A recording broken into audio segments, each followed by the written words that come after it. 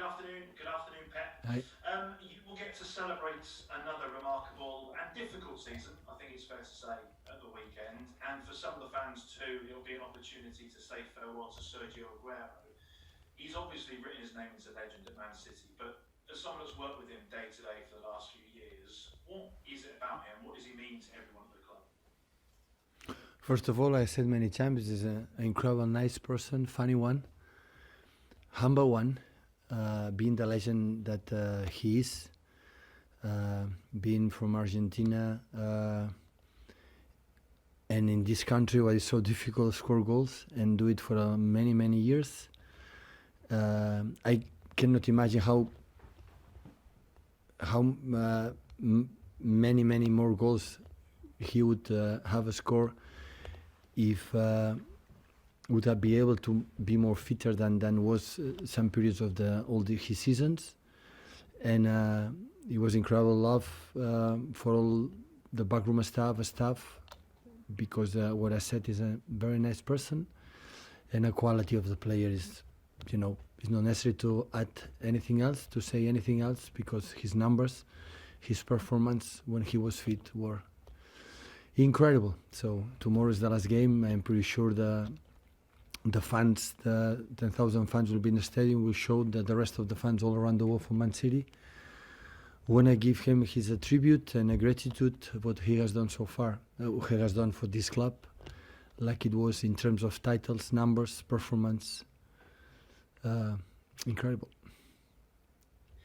We're all getting very excited about who you might be able to sign to fill his boots. Harry Kane's been talking today, saying the player he'd most like to play with of anyone is Kevin De Bruyne. Is that what you'd expect to hear from the world's best strikers? Whoever potentially could come here would want to play with an assist machine like De Bruyne. He's a player from Tottenham Hotspur. It's not correct for me to talk about that. I'm sorry, Ben. But is that more generally in the subject of players potentially coming in, when you've got assets like De Bruyne who can provide so many fantastic assists as we've seen year in, year out, is that what you expect the world's best players to want to link up with those sorts of people? The players decide. I know you are relating about this comment, so it's of course a proud from Kevin, but honestly, I don't want to talk about that, because we are ahead for one game, especially for Sergio and for play a game against Everton, to respect the competition. They are playing for the European competition, and few contenders in that position too. And of course, we have ahead an important game for the Champions League. So you have to understand, it's not nice for me to talk about that right now. Okay, Ben. Next we'll go to Sam Stone. Hi, Pep. What kind of team are you going to play on Sunday? I mean, you've got a week to the Champions League final, but you wouldn't want to risk anyone. No. We're going to put the players I decide to win the game. We have 6 days, until the final Champions League, and if one player is injured, unlucky. So always can be injured today and tomorrow. So the moment you put the boots, so Kyle Walker could not play against Brighton because he has a little bit twist in his ankle playing with his boys, his children. So sometimes happen. Is Kyle fit this weekend? And is there anyone who might be Everyone, a doubt for the Champions League final? Everyone is fit except Sergio training yesterday and today a little bit. Joao cannot play because he was sent off for 3 games for this action. Really nice, and the rest is fit. Is this the hardest point for you now? You can pick 11. You've got to tell other players they're not playing. Always is so difficult. During the season, every single day is a headache for me to choose when everyone is fit and everyone training good. But now it's not time to be. I have to be straight in my feelings, in my decisions, and everybody is going to understand. It's so important for all of us, and everybody will be committed to help. Stuart Brennan, please.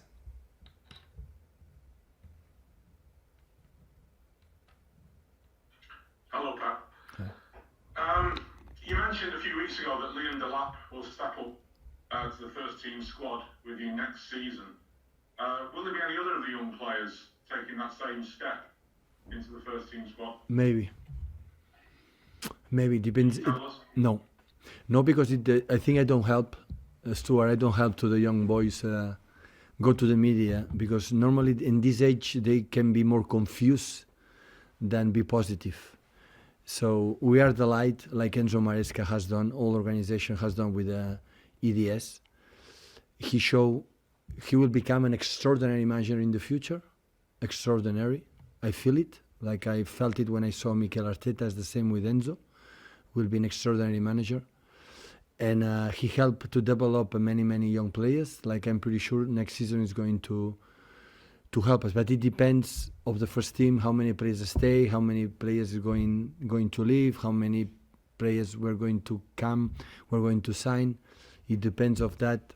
We are going to finish. But there are, I would say, 2 or 3 will be regularly training with us and maybe part of the squad. Could I also ask more current? Ruben Diaz has just won Footballer of the Year. Obviously, you can check out how he played when he was at Benfica, but how many background checks did you have to do in terms of his character? Because A lot. his character is a big part of who Ruben is. A lot. It wasn't expected, honestly. We knew about this quality, but you never know what's going to happen. And especially like how he's happy helping the guys. So the defender, when plays just himself is a problem. He always is thinking about his partnership, central defender, holding midfielders, even the wingers. So he's a guy like he's so generous, he's completely professional, he's 24 hours thinking of football. He's so young, 23, 24 years old. So, and I'm pretty sure in a short time, maybe I'm wrong, but his mates and backroom staff would choose as one of the captains, because he showed he can lead, because the guy in the bad moments always is ready to help. And he won't improve, he listen, he admits his bad moments, and he enjoy and share the good moments for his mates and the rest of the people. And yeah, for all of us, a big congratulations for this award. Thank you, Stuart. Hugh Ferris. Hi Pep, just on Sergio, when he signed, I remember David Platt, who was Roberto Mancini's assistant at the time, saying the thing that he was most impressed with Sergio is his speed from a standing start. The first 5 yards, he's the quickest player that he ever saw. And he said that's why he'll do well in the Premier League. Now, 10 years later, could you perhaps give your assessment of why exactly technically Sergio has been so good in the Premier League?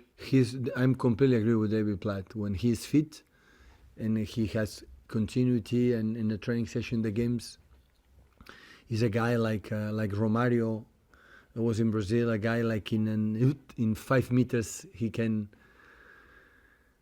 is like a lion in the jungle, like making steps and they kill the opponents. He has this quality, but the biggest quality, he has unique sense of goal. So his last goal he scored at Crystal Palace, I think defined perfectly what is Sergio. He needs the first control, 2 or 3 steps, like wow, and it's so speed, and after the quality to make the goal. So he has this quality. I said many times, he will play until 35, 40, 45, he always score a goal. It depends of his physical condition. When he is good in himself, he still can do whatever he wants.